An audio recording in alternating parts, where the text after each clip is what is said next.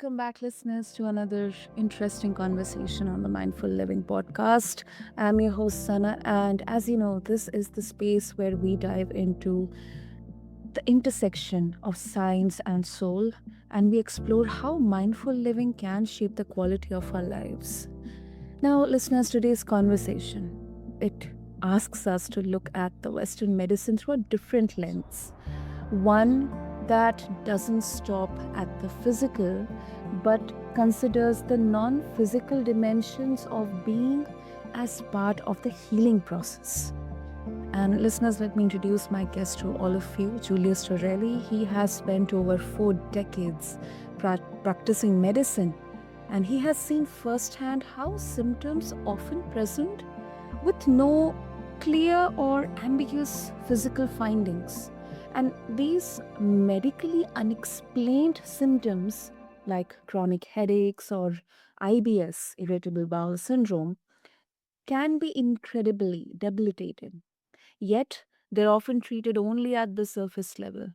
And through his Gratefully Well model, Julius blends neuroscience and emotional health to help patients not only understand but also transform their relationship with illness.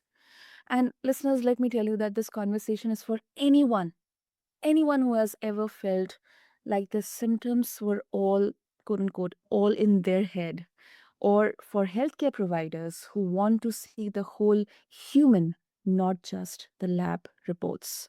So let's dive in and let's welcome Julius to the show. So, Julius, welcome. And as always, I'm really honored to have you here with us. Well, thank you, son. I appreciate the invitation and I'm honored as well. Wonderful, wonderful. So, Julius, let's begin with the um, existing situation here. So, you have said that many symptoms they are classified as medically unexplained because Western medicine can't find any physical evidence for them, and uh, I would say that that can really, really feel invalidating, kind of frustrating for patients. So, why do you think the emotional or non physical dimensions are largely, still overlooked in the mainstream medicine? It's a great question and it's a curious thing for me as well, and because it seems so obvious to me. You know, I think we are, we have become, especially in the West, so physically focused. Hmm. And I think the reason for that, is back in the late 1800s, William Osler, who was considered sort of the father of Western medicine, modern Western medicine, said we have to follow the scientific principles in medicine, and we have to prove that, a technique works or what have you. And I think he was a very wise man. And I think if he knew what would have happened because of what he said, I think he would have been a little bit more careful in the way he said it. Because what's happened is we have, in following the scientific method, which of course I believe in, but there are issues with it. And the issues are that in when you're following the scientific method, you have to measure things. And so you're gonna Yeah. focus on things that are easier to measure. So, for instance, blood pressure, right? 100 years ago, not quite, yeah, about it maybe that long ago, we found we could measure blood pressure and we found that people with really high blood pressure did worse than people with normal blood pressure. Okay, so that you measured it and Hmm. you saw that. And so then they developed drugs to lower blood pressure, and then they started testing these drugs, and if you lowered the blood pressure, people did better. And that's good. We can treat, we don't have the issues today that we had 100 years ago with, severe high blood pressure. And Yeah. but but the problem with that is now all of our studies tend to be done on the physical things that are easy to measure. So like blood pressure, cholesterol, blood sugar, things like that, right? Or things you can see on an X-ray. The problem with as I like to term them, the non-physical dimensions of health. And when I think of those, I think of them as sort of mental health, emotional health, behavioral health, social, Mm. cultural, even spiritual health, right? And so when you look Yep. at it, those are if you try to do, you look at psychosociologic studies, they're very difficult to do. It's very hard to measure things like emotions, depression, Yeah. anxiety, and things like this, right? And so I think that's one of the reasons that we have gotten stuck focusing on only the physical. Because if you go to see your doctor and you have headaches and he doesn't find anything, it's a little bit of a paradox. First of all, because one, you're happy that he didn't find anything, because if he finds something, it's bad. But on the other hand, like you said in your introduction, it's the fact that you Mhm. didn't find anything is kind of unnerving to the patient as well, because they think, believe I'm making these up, or whether it's in my head, or what have you. And so it's a bit Yeah. difficult.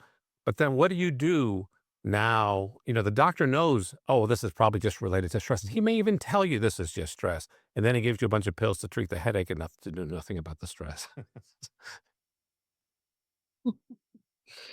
Yeah, I think that absolutely makes sense, and um, it's kind of uh, what we are what we have studied, or uh, what can be measured, what is tangible. That's the one only that we are referencing, and then making conclusions and diagnosis from there. So I think. It seems like we are training physicians to focus on test results, but not necessarily on the unseen aspects of suffering. And if that is considered, then it could be a huge, huge paradigm shift for the system as a whole. Yeah, and I think, yes, I agree. And the other issue is treatment, right? And so it's, Yeah. again, that, as we have talked about before, right? The physician's toolbox is, for to fix things. You open up that toolbox, there's a tray. The first tray is procedures, surgeries, and things like that. If you don't need surgery, you take out that tray. The only thing left in the toolbox is pharmaceuticals. And Mm. so we start then, if your blood pressure is high, we give you a medicine to treat it. We don't treat the foundation, the cause of the blood pressure. We treat the blood pressure. If your Yeah. sugar is high, we give you a pill to treat the sugar. We don't treat the foundational issue causing the high blood sugar, right? And this is what Western medicine does in general, because to get at the foundational issues becomes problematic, or difficult or challenging. And so it's much easier. Someone who comes in with migraine headaches, I'm going to give you this pill to prevent migraines. I'm going to give you this other pill to treat migraines if you get one. And that's easy for the physician. He just writes a prescription. He doesn't have to spend time going through and trying to help you from an emotional sort of standpoint. And it's easy for the patient as well, because she or he doesn't have to change their lifestyle. They don't have to do anything different. They just have to take this pill in the morning, or two pills, or three pills, or five pills, and buy them every month and make the pharmaceutical companies, wealthy, because we're not curing anything, right? Yeah. All of those medicines, it's interesting, in Western medicine, outside of antibiotics can be curative, but outside of antibiotics, those medicines for chronic diseases don't cure anything. I agree. I agree.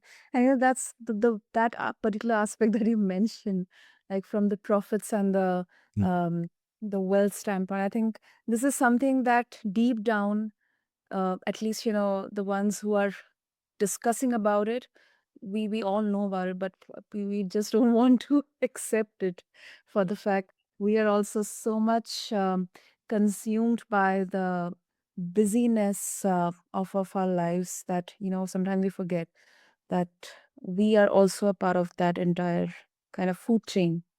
Yes, absolutely, absolutely. And Julius, now here, of course, uh, there will be skepticism. Um, and some people would argue here that focusing too much on the non physical, non measurable, or emotional, um, it will cause risk, dismissing real physical illnesses, or, delaying a much needed medical treatment. So, how do you respond to that criticism? Was very important, right? So if someone comes in with some kind of symptom, whether it's headaches, or belly pain, or chest pain, or back pain, the first thing that you need. So if you came into my office as a cardiologist, I did see a lot of headaches and irritable bowels and belly pain, but most of what I saw is chest pain and palpitations and things like that. If you came Mhm. in, the first thing you got is a thorough, medical evaluation. Because if you came in with chest pain, I wanted to make sure you weren't having a heart attack. I wanted to make sure you didn't have unstable angina. Even though those heart attacks and unstable angina and coronary disease may, I believe, have an emotional basis, but at the time, if you're having a heart attack, we're not going to deal with the emotional issue. We need to deal with the heart attack, right? If you have headaches and you have a brain tumor, yes, there some emotional issue that we need to deal with, but that's going to be first we deal with the brain tumor, right? Same thing Sure. with the belly. If you've got Crohn's disease or appendicitis or something like that, we want to make sure that we first look at the physical and make sure that there are no physical issues that need to be dealt with, especially acute, but even sort of chronic things like autoimmune syndromes are very sort of common one. And so that's first. And then second, if you're having, let's say, migraine headaches, then being put on the medicine to prevent migraines or to treat the migraines is fine. I'm not saying not to do the medicine. But again, the medicine doesn't get to the foundational issues. Start the medicine so that you feel better and such. But the medicine can have side effects. You have to stay on it. It's not curative. But then, in addition, start to look at these emotional, behavioral, mental health kind of issues, social issues, and things like that, and address those while you're on the medicine. And it's just a more comprehensive. That's why I like to call it holistic health, right? It's a holistic approach to the patient's symptoms. Mm, definitely, definitely. And I think that's I mean, what you said is basically the essence of having conversations through so many podcasts, especially on Healthy Mind by Avik platform also, that not only mental health, not only emotional health, but spiritual health, but it's a holistic approach towards talking about spreading awareness, around wellness of all of us humans. And of course, in sync with the nature, the cosmos around us as well, and the inside cosmos as well. So I think you really brought out the essence of what we are trying to do here.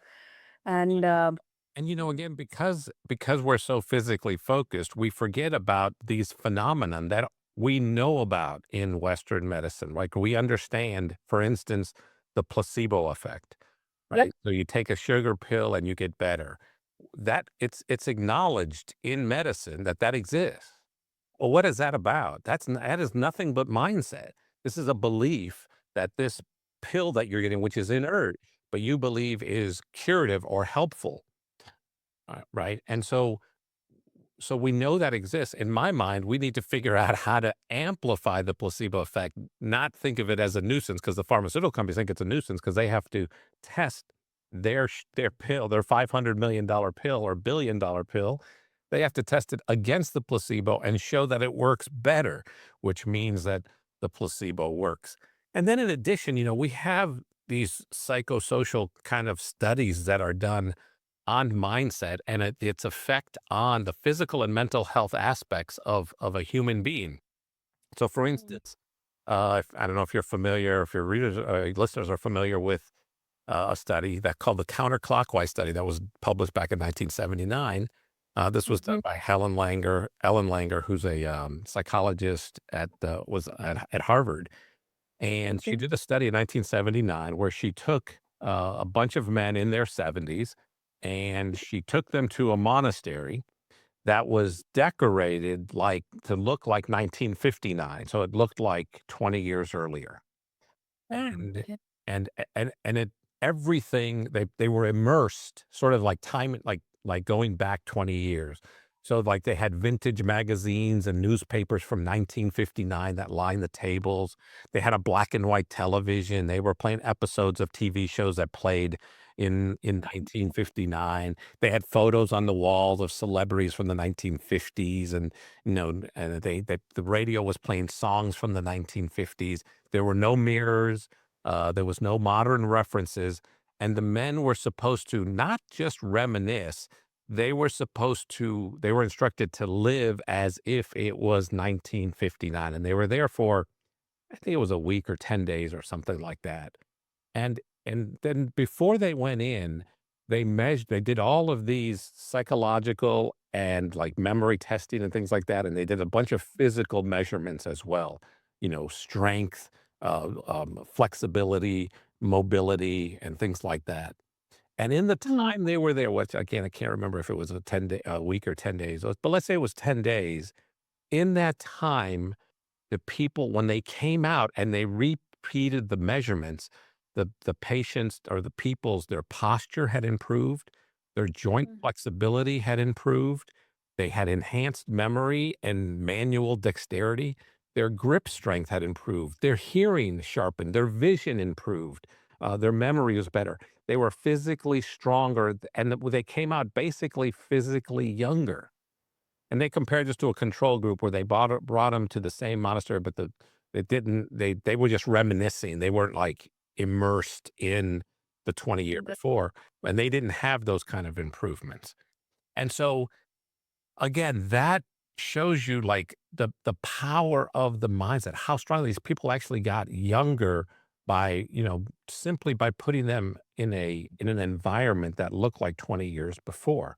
And so we forget about these studies are out there, and we don't emphasize them, or we don't think about how important the beliefs are and mindset and thoughts, how powerful a thought is, Mm. how it affects the body, both from a physical and mental health standpoint. Absolutely, absolutely. I think this not at a very scientific level or from the perspective of aging, but this kind of affects, personally, I also feel when I, visit my parents. I'm in my childhood home, and I kind of reminisce everything, Yeah. the food, the songs, the moments, all the, early 90s times and everything. Mhm. So I I see some of the effects, physically on me and, mentally as well, that I'm generally happier in Mhm. comparison to how I am during my city days, or Yeah. when I am completely busy in my work and everything. Um, so That's a yes. great yeah, that's the great example, and Yep. unfortunately, fortunately for you, it sounds like you had a wonderful childhood. The opposite is also true. If you go back and home and you had a miserable childhood, right? If you were, abused and things like that, that can have a very negative effect, right? As you Yep. carry these things with you, and people call them ghosts in the closet and things like that, but and that's a physical feeling, as you said, right? Uh, Mhm, yeah. mhm. Yeah. And with this, I also bring in the element of gratitude. And I think that's one of the fundamental elements that we discussed in the previous podcast in your Gratefully Well model. And for someone struggling with chronic unexplained symptoms, Julius, what's the first practical step they can take to start integrating the non physical aspects of healing into their care? Yeah. So let me just emphasize, just so we don't get criticized too much. So the first thing they need is a good, thorough medical evaluation to make sure that they don't have some kind of, a physical issue that needs to be taken care of. So that's first. But then, Okay. if they don't, then we start to address and get them to understand the importance, how mindset, how beliefs, how thoughts can cause these headaches, or how they can affect the body's physiology. And so we go through that to make sure that they have a good understanding that this is not in their head, that it's in their body, but there's nothing physical there that's causing it. I mean, it is physical. The symptoms are certainly physical, but it's due to these, you know, some kind of sometimes neuroscience, the neurotransmitters and hormones and things that get secreted, but then also the muscles tense, and the way when you're tense, you shrug your shoulders or you tighten your back, or and we certainly know how much stress can affect the belly, right? So getting them to understand that there is I like to, instead of using the word stress, I like to use emotional, that there is this emotional or behavioral component to their symptoms. So that's the second thing after the physical evaluation. And then Mhm. after that, then some tools to begin to reframe their situation. So now the other thing that's important, and this is critical, is they have to be willing to take some responsibility for their own health and healthcare. Right. Yeah. Again, the average American here, if, wants to go to the doctor, give me a pill so I don't have to change anything in my lifestyle, whatever. If you want to do that, this technique is not going to work for you. This technique, Yeah. you have to be willing to take responsibility for your own healthcare. That doesn't mean blame. Yep. Taking responsibility and blame are 2 different things, okay? So if you take some responsibility, so you say, "Okay, here's my situation. Where's the stress? Where's this emotional sort of issues? Is it at home? Is it with my husband? Is it with my kids? Is it with, work? Is it with my boss? Where is this?" And you have to begin to reframe that situation. So if it's, with your spouse, let's say, then you need to figure out to sit down with your spouse and say, "Hey, these are sort of the issues." And you start to do whatever you want to call it, whether you call it therapy or counseling. You start to develop techniques like cognitive behavioral therapy and things like that. And I use gratitude as I like to call it an instantaneous sort of reframing, right? So you can look at your spouse and yes, maybe he or she can be difficult at times, but there are positive things about it. And so rather than focus on those negatives, you try to find one thing, just one thing that, is positive about your spouse. Oh, well, at least he's not out, having affairs or things like that. Okay. So that's one thing that's positive, or he works and he brings home, a good salary. And you start to build on those. And so rather than sitting, you can sit with a journal and write 3 things down. But I always say, try to find one thing and then amplify that one thing. And once you find one thing, it's easy to find another. And you can do this, but it's a choice you have to make, right? It's as I think we talked about it before. Yeah. It's easier to choose the victim mindset where you blame your spouse or you blame your children or you blame your boss or you blame your company, right? And you because then you say, "I have these headaches, but it's not my fault." It's my Mm. spouse's fault. It's my kid's fault. It's my parents' fault. It's my company's fault. It's my boss. Whatever. You blame them, and that seems easier because you don't have to take responsibility. But that's a trap. That's an absolute trap because now it's out of your control. And if it's out of your control, there's nothing you can do about it. And that is incredibly stressful, right? When you look at stress components, when things are out of your control, those are the most stressful things. So if you bring things back into your control and you look at Mhm. things that you can do, so if you make a choice, I'm going to perceive this situation not as a victim, but as a victor or as a non-victim mindset, then you Exactly. can start to move forward from that. And it's amazing then the positive things, or I don't know how to call it positive. That's not the right word. The grateful things that you can find, the things that you can be grateful for, even at work, even in those stressful situations. Exactly. The perspective changes, the intention, the way of looking at, those situations, those events, or the people around you. It changes. It drastically changes. Yeah. I So mean, it goes back to that choice like we talked about before, right? You have a choice and it depends, what are you choosing? How are you choosing to perceive this? absolutely.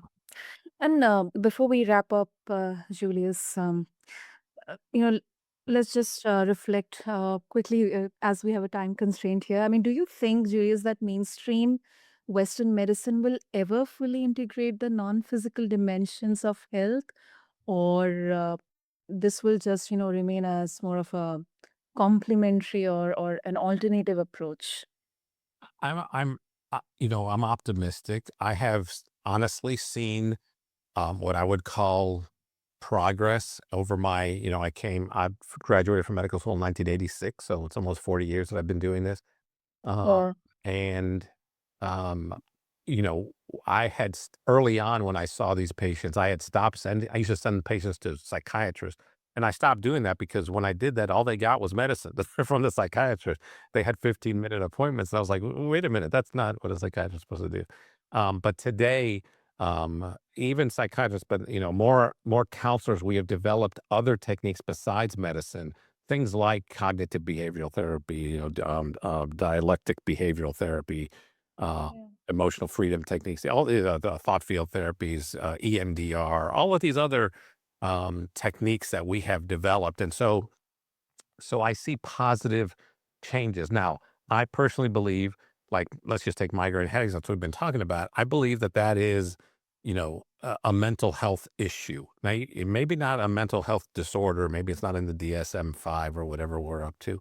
But everyone I believe, with migraine headache should get medicines. And that's fine. But in addition, they should see a counselor or a therapist or a psychologist to work on that emotional, mental health, behavioral sort of issue as well. And I've seen that it's been slow and we don't value it so much and I know that because we don't pay the counselors as well as we pay surgeons as an example. But there's been positive changes and I'm very optimistic. Yeah, I'm as well. I'm as well, and especially I think through conversations like this and through your work, Julius, this really makes me more and more optimistic. And finally, if our listeners they would like to connect with you and explore more about the resources that you're providing and Gratefully Well framework, what will be the best way? So I have a book out that's available on Amazon and called Holistic Health Pathways that specifically is related to gratitude. That is the physical and mental health benefits of gratitude. It's called Holistic Health Pathways: Awaken Vitality and Resilience with Intentional Gratitude. Teach about a very specific form of gratitude I like to call the traceback method. In addition, I have a website called gratefully well.com. So the transformation I've trying to make from my practice to this digital online educational space, I call Mm. Gratefully Well. So there's a website called gratefully well.com. You can go there and take our 7-day gratitude challenge. We're developing a community of people who are like-minded individuals who are willing to take some responsibility for their healthcare, who are looking for these kind of resources and support. And so we're in the process of developing that community now. And I have a free newsletter that's on Substack.com called Gratefully Well. I encourage people to subscribe to that. And they that I write about these principles there and these techniques. And then there'll be announcements there. There'll probably be a podcast in the not yet, but we'll build in the community. There'll be announcements about support groups and about workshops that we're going to do in master classes in all of this as well. That is awesome, Julius. I'll make sure to have all the details and links in the show notes. And thank you so much, Julius, for sharing decades of insight and compassion with us today. And I think this is such an enlightening conversation. And it's more about healing that isn't just about treating the body, but it's tending to the mind, emotions, and unseen part of ourselves that right now, today, Western medicine sometimes is overlooking. But as you said, and I'm also bullish, so let's hope for the best. And with this, we wrap up this episode of the Mindful Living. Listeners, just refer to the show notes to connect with Julius and keep listening to us, and be sure to subscribe to us so that you don't miss conversations like this. Until then, be kind to yourself, stay curious, and keep living mindfully. Thank you.